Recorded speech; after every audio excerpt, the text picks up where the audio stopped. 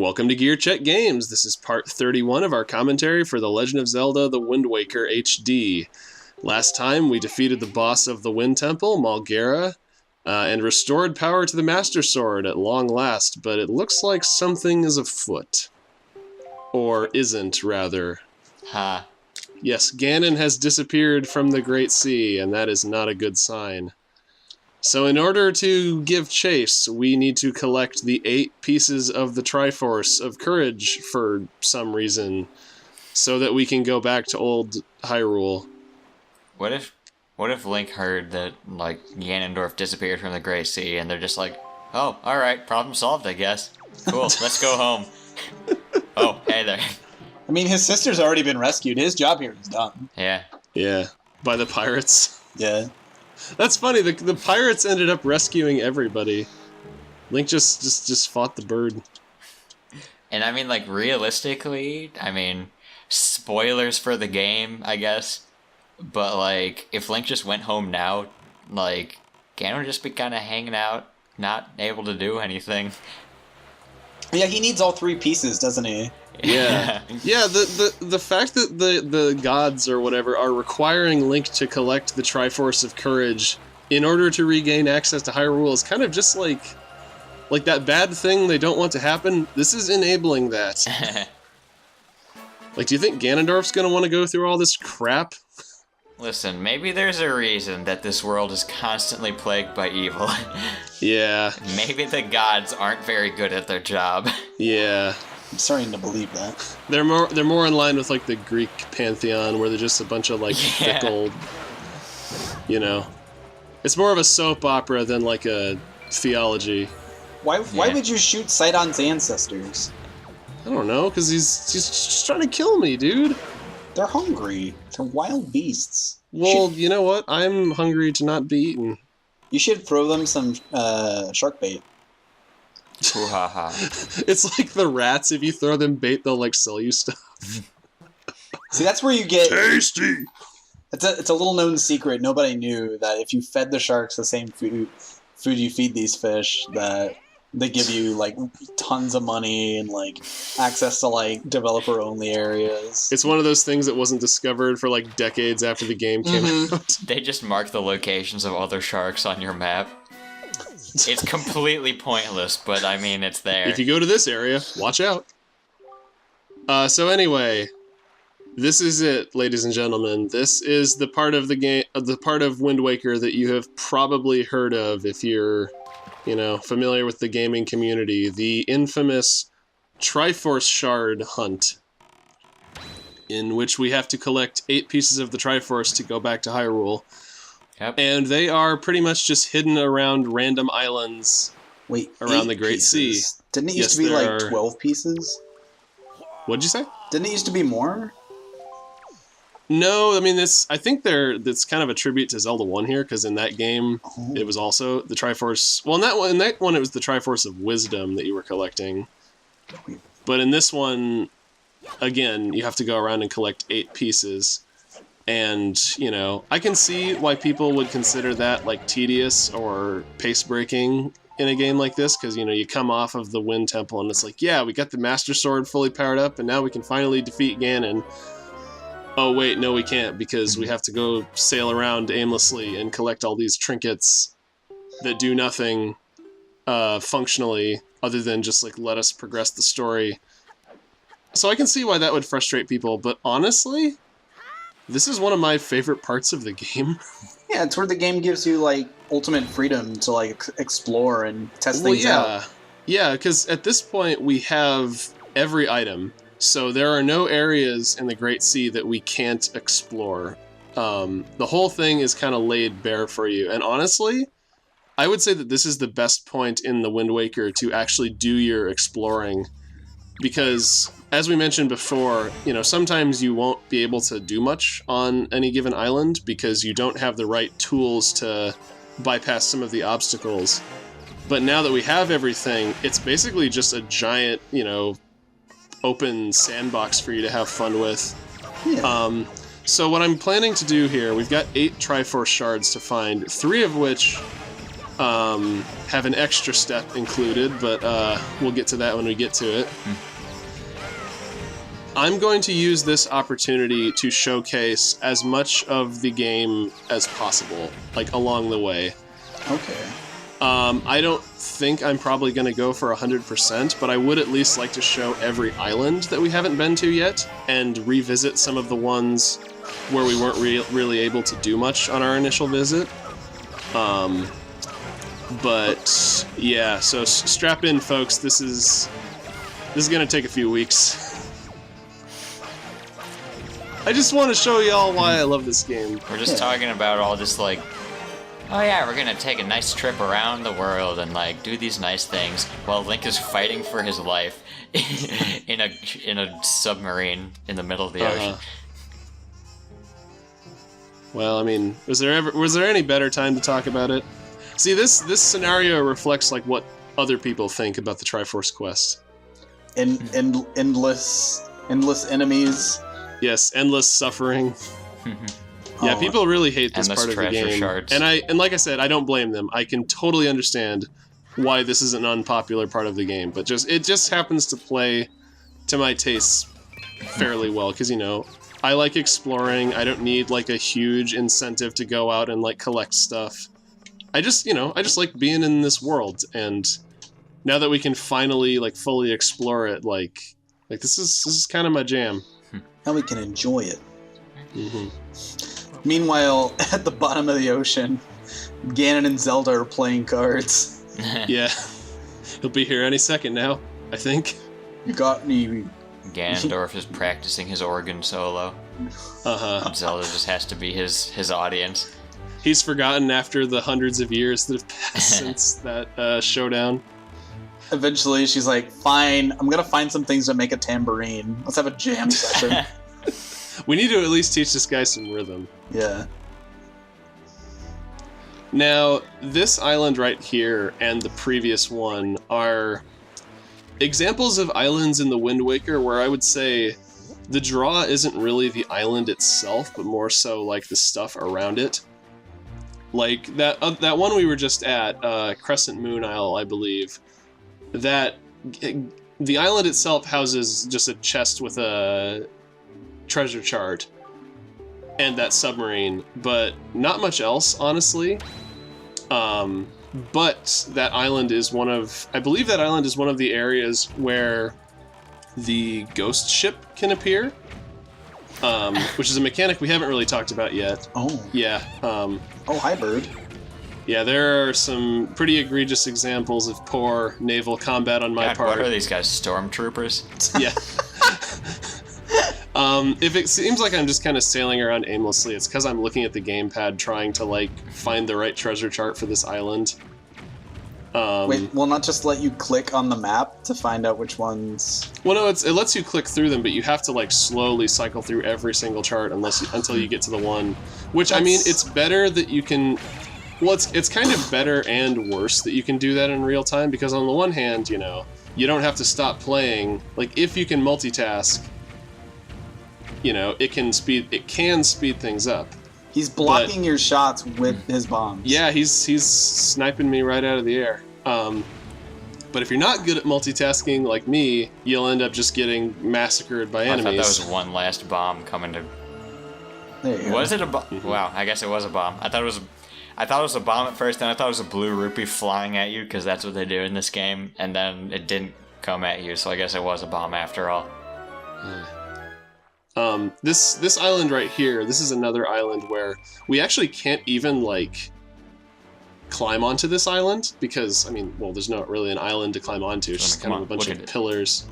But the real draw here is this sea platform over here, which to me kind of stands out a little bit from the rest, because this is one of the few sea platforms that actually utilizes wizrobes. You know, normally you just find bokoblins up here, but this kind of caught me off guard, and I don't know, for some reason I always remembered this from my playthroughs of this game as a child. And you get something good from coming up here, so there's that. I meant to say this earlier in the run, but I really like the minimalistic ladders. Uh-huh. They're cool. Well, I like that I like that Link's boots are proper. His feet and hands are properly aligned with like each rung on the ladder. Oh yeah, that's something I pointed out that was off in our Ocarina streams. Yeah, it's something you take for granted if you started with the later Zelda games, but then you go back to like Ocarina of Time, and it's like Link, that's not how it works. Yeah. Dude, you're standing on nothing.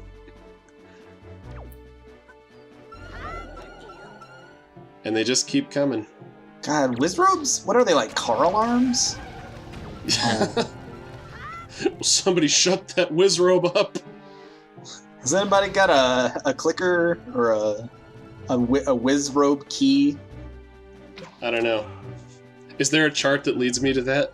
Mm-hmm. Yeah, you get it from giving bait to the Wizrobes.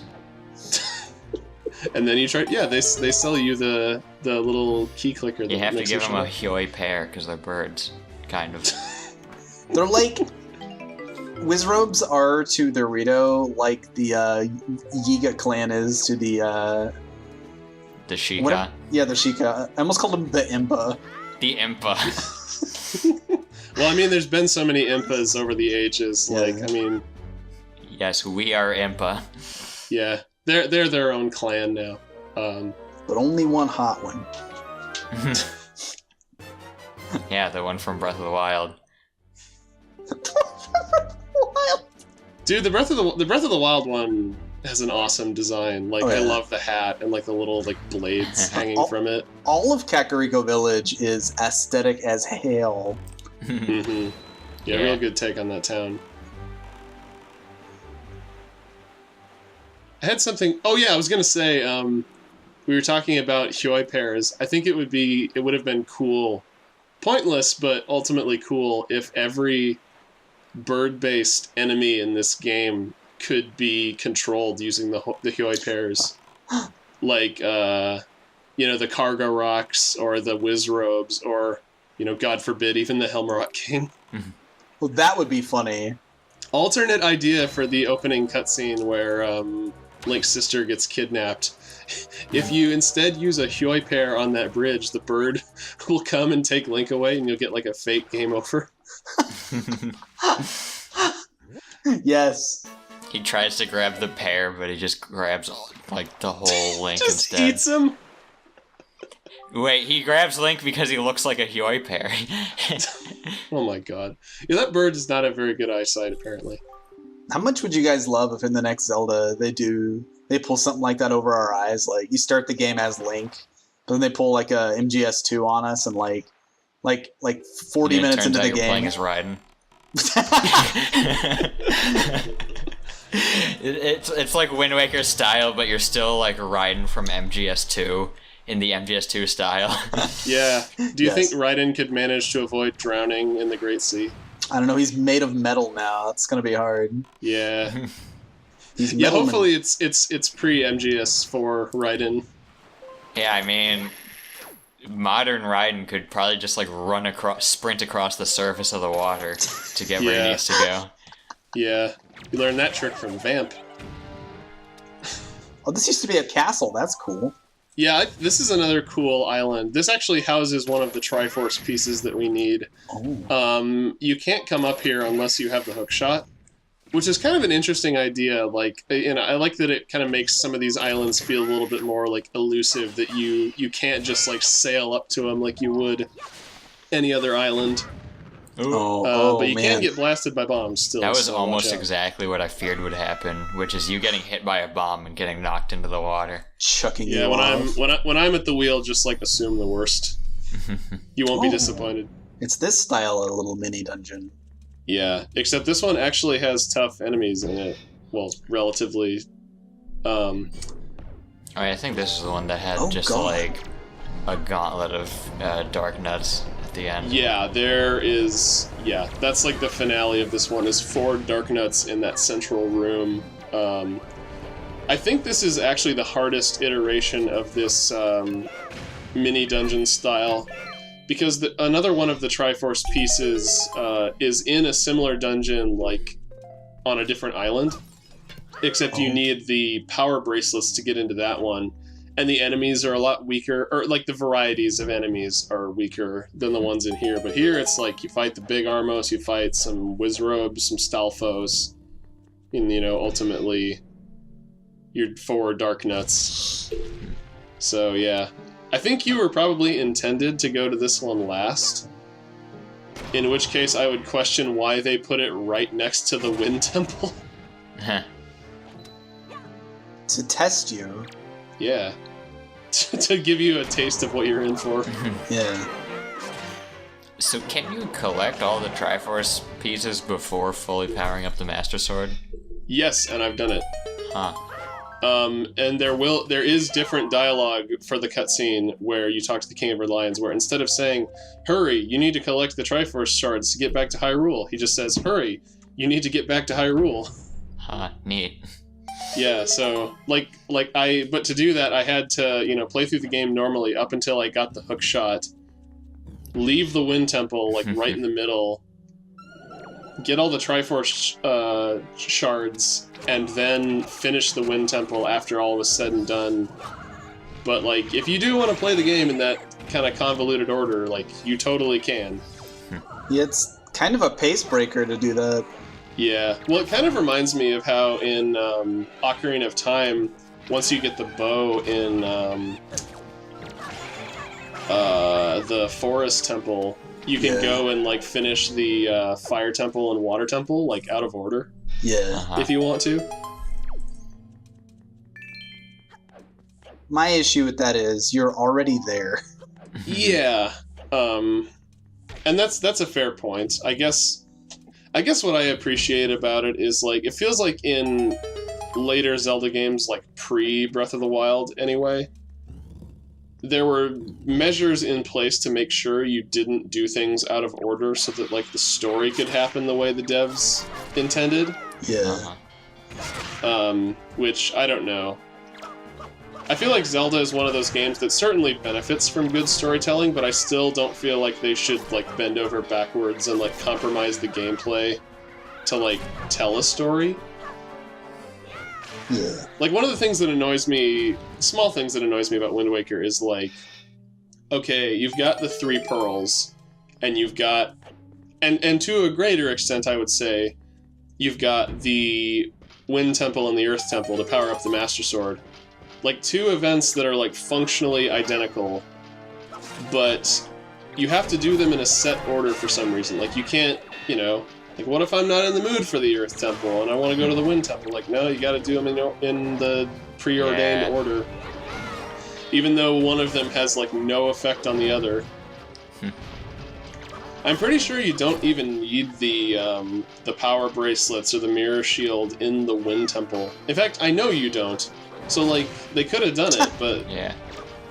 I guess maybe they just wanted the difficulty to scale properly, but, I don't know. At that point, it just kind of feels like they were kind of being control freaks. No, you must play the game like we want you to. What was that? Oh. Got me. So, yeah, sometimes the parry attack gets a little wonky. I do also, how many times in this fight have I, totally been saved by friendly fire between the enemies? I didn't know that was a thing. Uh-huh. Oh, you're about to die, sir. Oh wow, Yep, that only did and one heart. I have no fairies right now. Oh boy. Or potions? So yeah, I was sweating at this point. Yeah, we are on the ropes, and one of any attack from these things will kill me. Thankfully, though, we did it. It's the last room, right? We saved the day. God, no heart drops is kind of wrecks you. Kind of cool. I mean, this is the one Wind Waker playthrough I've ever had where I went to a fairy island after getting the reward there because I just needed fairies. Yeah, heart drops are something you really take for granted in Zelda games. Yeah. Uh-huh. And you don't really truly appreciate them until they're gone.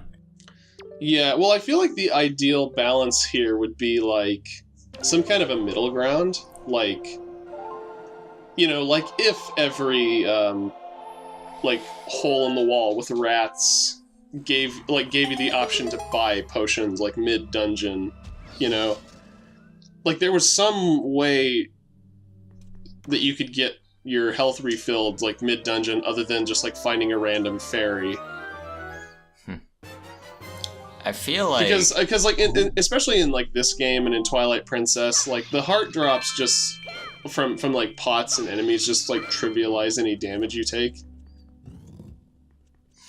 Yeah, I feel like my personal ideal level of, I guess, standard difficulty or whatever, or for like heart drops specifically, would be kind of like in the original Zelda where they drop, but it's very rare and it's kind of like hard to find them. Yeah, I'd be interested to see that in a 3D game. But anyway, we got our first Triforce Shard, 1 of 8. So Yay. next time we're going to keep sailing and we're going to keep looking for them.